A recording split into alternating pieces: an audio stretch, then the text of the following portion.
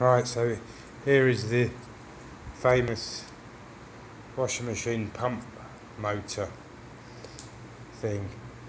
Got it connected, that's a pump motor there. Got it connected to the bridge rectifier thing, which is in that bit of plastic, and then just to a capacitor so that it can build up a charge when I turn it around.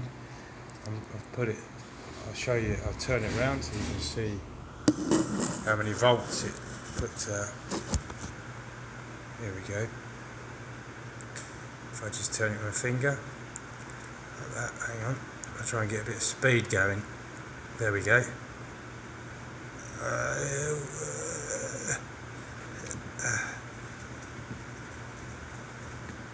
That's the most I can get up to really, because it's hard to turn with my finger like this.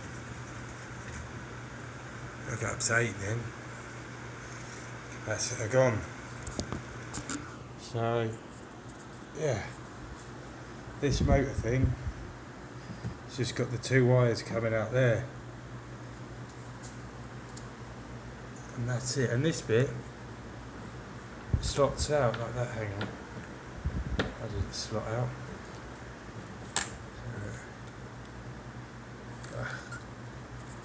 Hang on.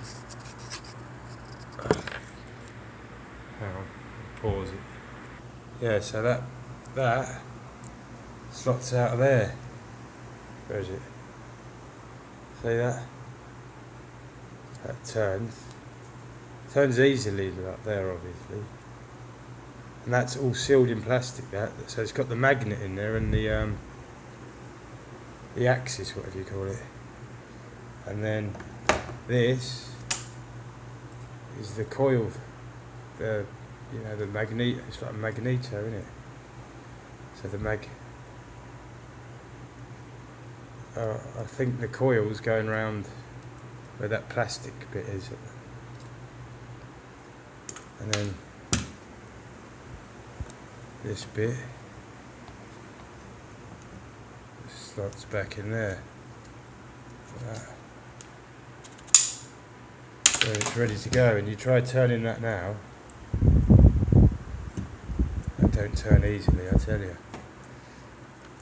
It's not super hard, but I think I've done the wiring in pulling it all about like that. But of this capacitor thing, but it's a pretty powerful really for what it is. Yeah, so that's that.